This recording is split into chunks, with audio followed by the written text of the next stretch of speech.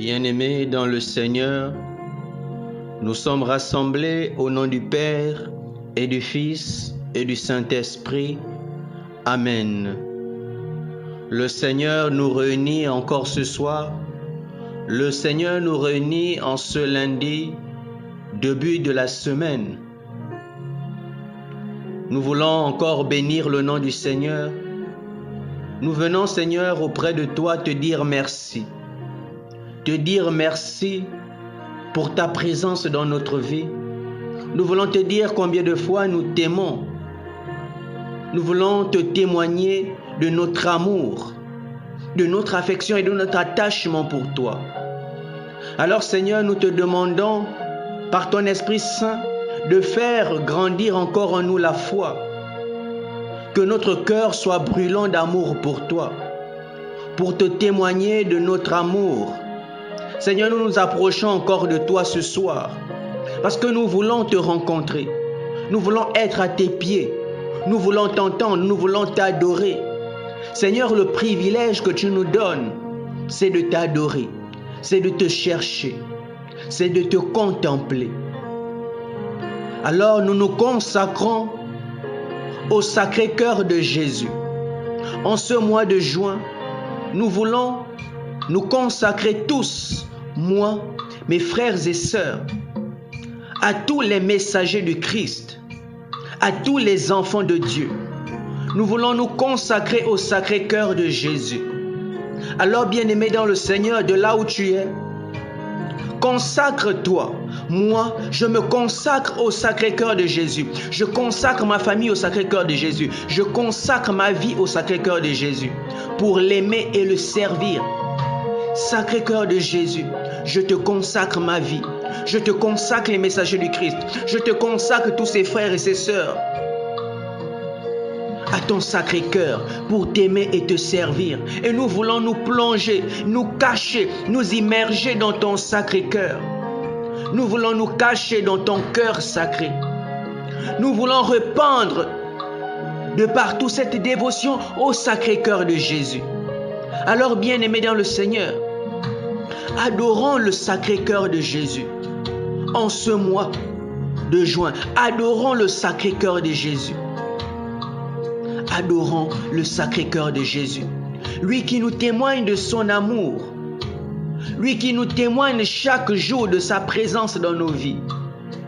Lui qui par amour pour nous, pas d'un amour d'homme, mais de cet amour divin, qui a quitté son trône de gloire pour venir ici sur terre pour mourir pour nous. Quel plus grand amour que de donner sa vie pour ceux qu'on aime. Alors Seigneur Jésus, nous voulons te demander pardon aussi pour toutes les fois où nous avons méprisé ce sacrifice, pour toutes les fois où nous n'avons pas considéré ce sacrifice, cet amour. Que ce sacrifice ne soit pas vain. Alors c'est pourquoi, Saint-Esprit, je désire que mon cœur soit embrasé de l'amour de Dieu. Que tu embrases mon cœur, que tu viennes en moi et que tu mettes en moi et en nos frères et sœurs l'amour pour Dieu. Que nous soyons conduits dans les profondeurs, dans les hauteurs, dans la longueur et la largeur de l'amour de Dieu. Alors Saint-Esprit de Dieu, transporte-nous dans les profondeurs de l'amour de Dieu. Saint-Esprit de Dieu, nous avons besoin de toi. Nous avons besoin de toi encore ce soir pour nous disposer à entendre le Seigneur nous parler encore. Viens répandre sur chacun de nous ton souffle. Embrase-nous, consume le lieu où nous sommes.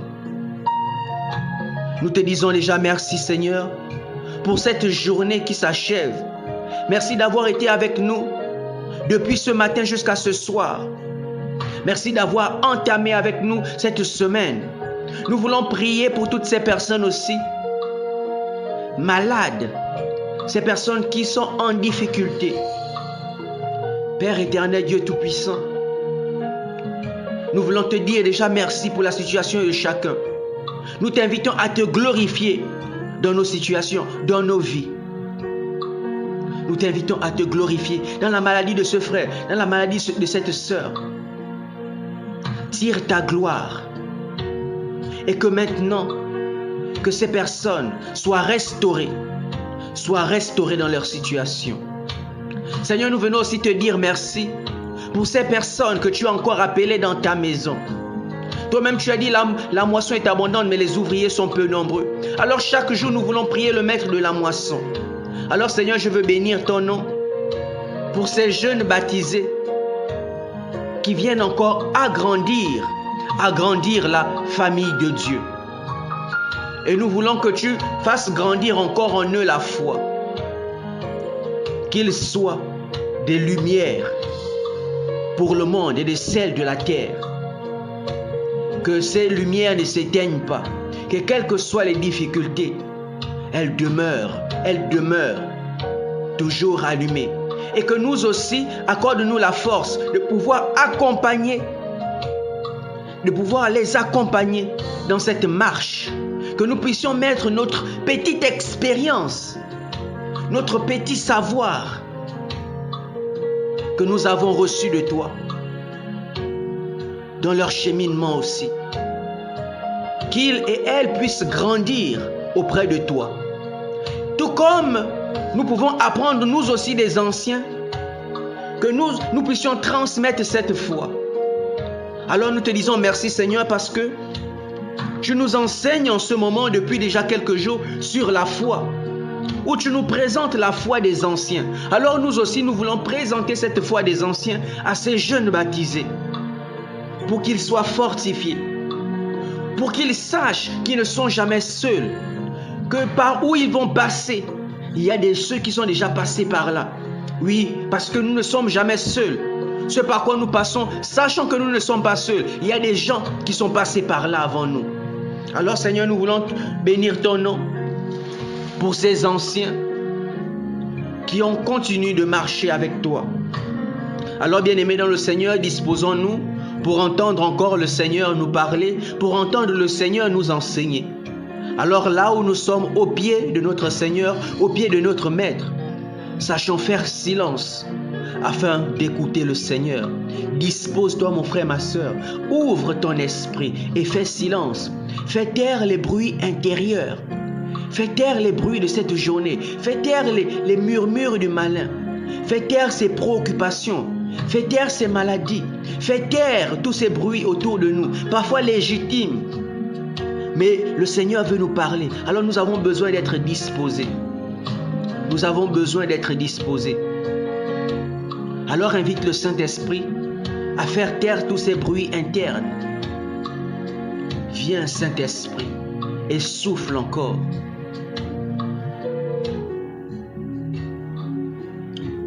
Alors nous poursuivons notre méditation de la parole de Dieu dans Hébreux au chapitre 11 du verset 35 à 39. Hébreux chapitre 11 du verset 35 à 39. Je proclame la parole de Dieu. Mais certains autres ont été torturés et n'ont pas accepté la libération qui leur était proposée, car ils voulaient obtenir une meilleure résurrection. D'autres ont subi l'épreuve des moqueries et des coups de fouet, des chaînes et de la prison. Ils furent lapidés, sciés en deux, massacrés à coups d'épée. Ils allèrent çà et là, vêtus de peau de mouton ou de toison de chèvre, manquant de tout, harcelés et maltraités. Mais en fait, c'est le monde qui n'était pas digne d'eux. Ils menaient une vie errante dans les déserts et les montagnes, dans les grottes et les cavernes de la terre. Et bien que, par leur foi, ils aient tous reçu le témoignage de Dieu, ils n'ont pas obtenu la réalisation de la promesse. En effet, pour nous, Dieu avait prévu mieux encore. Il ne voulait pas les mener sans nous à la perfection. Parole du Seigneur. Nous rendons grâce à Dieu. Rendons grâce à Dieu pour sa parole encore de ce soir, pour ce pain de vie. Alors laissons en nous maintenant germer cette parole.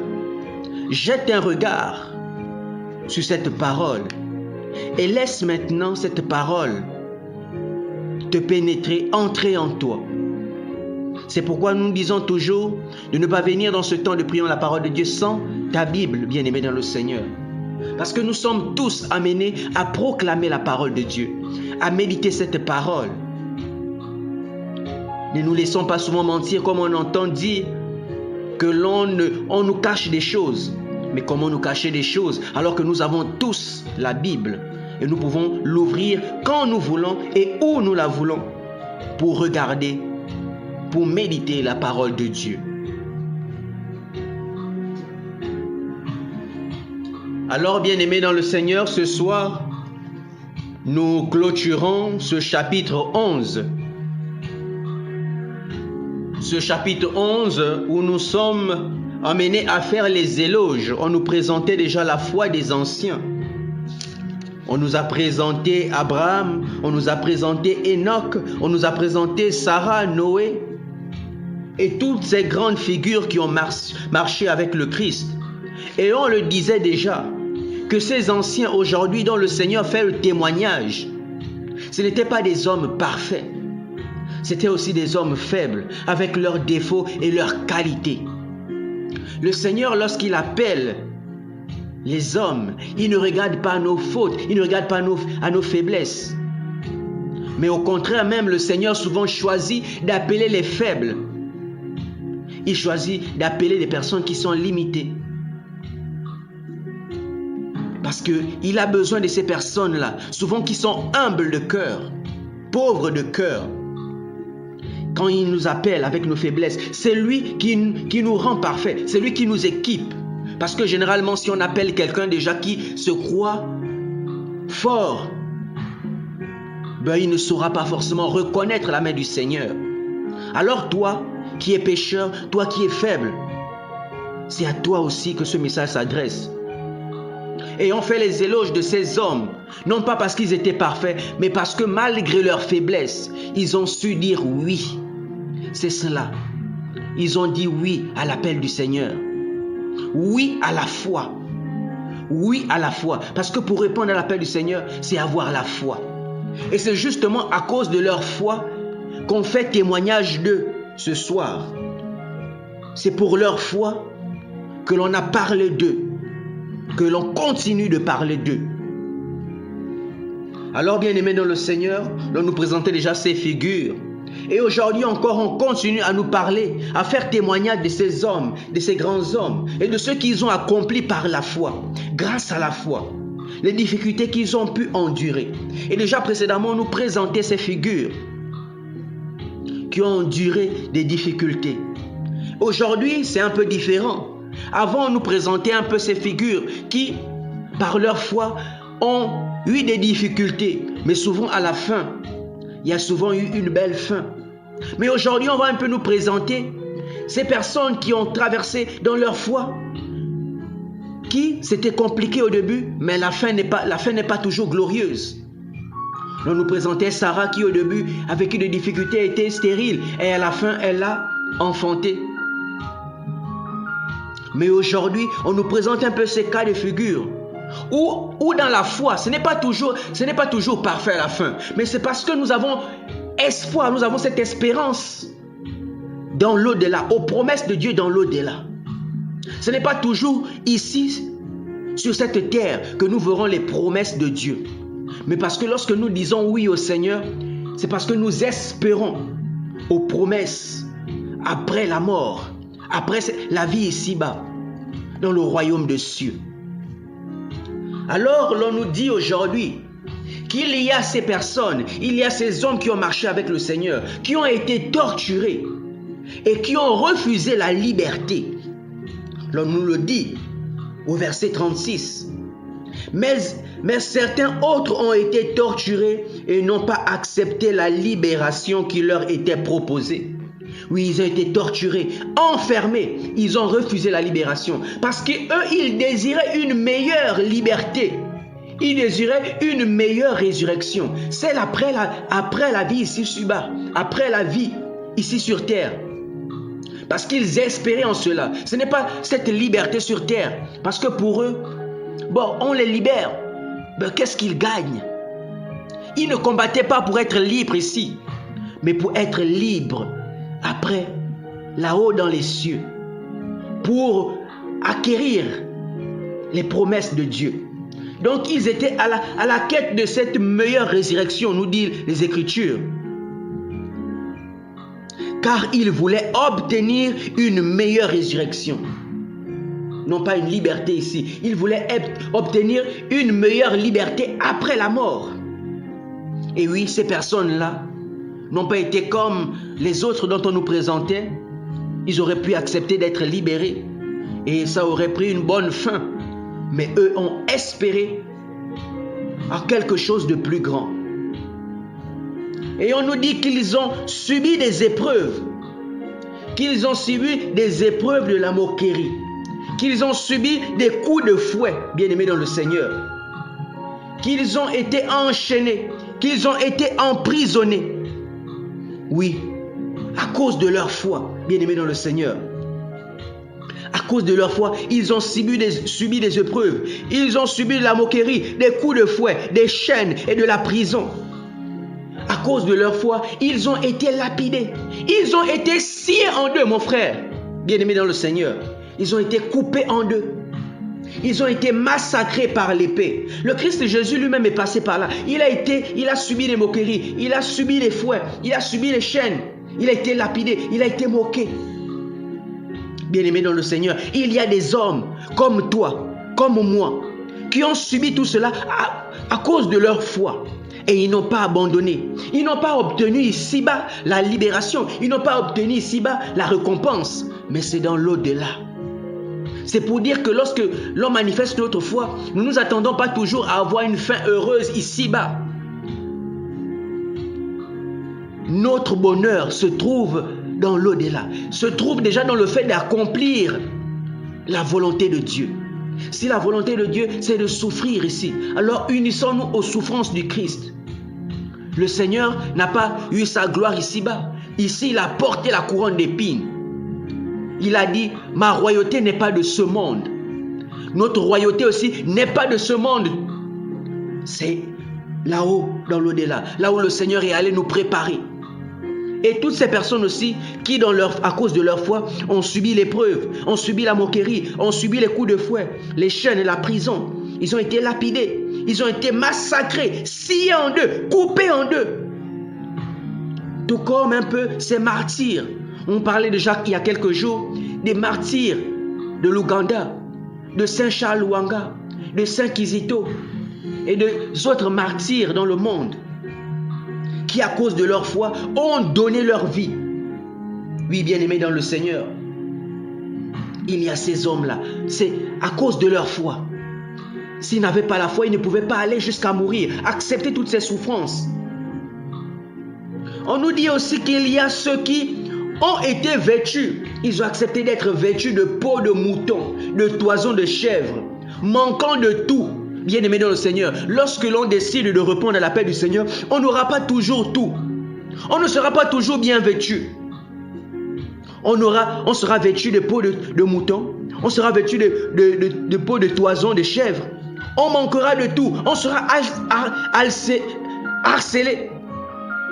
On sera harcelé, j'y arrive, et maltraité, comme les Écritures, dans le verset 37. Ils furent lapidés, sciés en deux, massacrés. Allèrent ça et là, vêtus de peau de mouton ou de toison de chèvre, manquant de tout, harcelés et maltraités. Bien-aimés dans le Seigneur, tout cela à cause de leur foi. Tout cela à cause de leur foi. Ils menaient une vie errante, bien-aimés dans le Seigneur. Dans les déserts et les montagnes, dans les grottes et les cavernes. La vie dans la foi, ce n'est pas de tout repos toujours. Il n'y aura pas de confort, bien-aimé dans le Seigneur. Il n'y aura pas toujours de belles fins. On va toujours parfois errer, un peu comme aussi Jean-Baptiste. Il n'était pas bien vêtu. Il s'habitait de peau de bête et tout cela. Il était là, allé dans le désert et proclamait. Il n'a pas réclamé une bonne fin. Il est allé comme ça. Nous aussi, en manifestant notre foi, ne cherchons pas le confort. Ne cherchons pas toujours être bien. Et on nous dit dans Matthieu, au chapitre 5, lorsque l'on nous parle des béatitudes, on dit ceci. Matthieu chapitre 5 au verset 11. Heureux êtes-vous, heureux êtes-vous si l'on vous insulte, si l'on vous persécute, si l'on dit faussement toutes sortes de mal contre vous à cause de moi. Oui, mon frère, ma soeur, on le disait déjà, si on subit des moqueries, si on est maltraité, harcelé, heureux êtes-vous. Réjouissez-vous, soyez dans l'allégresse, car votre récompense est grande dans les cieux. Car c'est ainsi qu'on a persécuté les prophètes qui vous ont précédés. On dit heureux. On commence par dire heureux, bien-aimés dans le Seigneur. Alors si on est maltraité, heureux sommes-nous. Si on subit des moqueries, heureux sommes-nous. Si on subit toutes sortes de maltraitances, heureux sommes-nous. Nous devons nous réjouir. Car notre récompense est grande dans les cieux. C'est le Seigneur qui l'enseigne dans les béatitudes. Et on nous dit aussi, heureux ceux qui pleurent, car ils seront consolés, bien-aimés dans le Seigneur. Quand on traverse toutes ces difficultés à cause de notre foi, on pleure. Mais le Seigneur nous dit, heureux sommes-nous. Nous serons consolés. Nous serons récompensés. Alors c'est cela. Ce ne sera pas toujours ici-bas, mais après notre mort, là-haut dans les cieux, on sera récompensé. Et on dit quelque chose de merveilleux, bien-aimé dans le Seigneur. Au verset 38, on dit, mais en effet, c'est le monde qui n'était pas digne d'eux. C'est le monde qui n'était pas digne d'eux. Alors tous ces hommes, tout comme toi aussi, tu peux être maltraité, rejeté, subir des moqueries. Comprends juste que c'est le monde qui n'est pas digne de toi. C'est le monde qui ne peut pas te comprendre. Mais toi, tu as déjà une place réservée. Le monde n'est pas digne d'eux. Alors bien aimé dans le Seigneur, si toi aussi, en manifestant ta foi, tu es comme ça, sache que c'est le monde qui n'est pas digne de toi. Et on nous dit, et bien que par leur foi, ils aient tous reçu le témoignage de Dieu. C'est déjà ça. On a l'assurance qu'ils ont le témoignage de Dieu. Qu'est-ce qu'il y a de plus grand? C'est de recevoir le témoignage des hommes ou le témoignage de Dieu. Il y a déjà cette assurance qu'on a le témoignage de Dieu. Même si on n'obtient pas la réalisation des promesses ici-bas, c'est ici-bas. Mais sois-en sûr que dans l'au-delà, tu auras la réalisation de ta promesse. Tu vas être récompensé. Le Seigneur te dira, bon et loyal serviteur, entre dans la joie de ton maître. C'est cela, après avoir vécu cela. Il te dira, entre dans la joie de ton maître. Quel bonheur que d'entendre cela de son créateur, du Dieu tout-puissant qui a créé le ciel et la terre. D'entendre te dire, entre dans la joie de ton maître. Ne soyons pas comme, parce qu'après avoir servi le Seigneur, on peut aussi entendre cette phrase, je ne te connais pas. Après avoir accompli tant de choses, voulons-nous entendre, je ne te connais pas? Ou bien voulons-nous entendre, rentre dans la joie de ton maître? Oui, bien-aimé dans le Seigneur, même si on n'a pas la réalisation ici-bas, comme nous le rappelle déjà l'auteur sacré, et bien que par leur foi, ils aient tous reçu le témoignage de Dieu, ils n'ont pas obtenu la réalisation de leur promesse, mais ils ont déjà reçu le témoignage de Dieu. Et c'est cela qui fait notre richesse. Alors, bien-aimés dans le Seigneur, demandons toujours la force au Saint-Esprit pour nous aider à marcher à la suite du Christ. Car ce qui compte, c'est le témoignage que le Seigneur rend de nous. C'est lorsqu'il nous dira, rentre dans la joie de ton maître, bon serviteur. Aujourd'hui, nous clôturons ce chapitre 11 sur la foi des anciens. Et que le Seigneur nous fortifie. Que le Seigneur nous fortifie. Qu'il nous donne de rester en joie. Tout comme nous rappelle, on le lisait déjà dans Matthieu au chapitre 5, heureux. Alors nous avons besoin d'être toujours heureux, quelles que soient les difficultés. Que le Seigneur nous accorde la grâce de la joie. quelles que soient les tempêtes, quelles que soient les difficultés, d'aller toujours dans la joie parfaite, de garder notre joie, de garder notre cœur toujours humble et souriant, plein d'amour, quelles que soient les difficultés que nous traversons. Alors, associons nos souffrances aux souffrances du Christ pour la plus grande gloire de Dieu. Que le Seigneur se glorifie dans nos souffrances, afin que son nom soit toujours élevé, maintenant et pour toujours. Nous étions rassemblés au nom du Père et du Fils et du Saint-Esprit. Amen.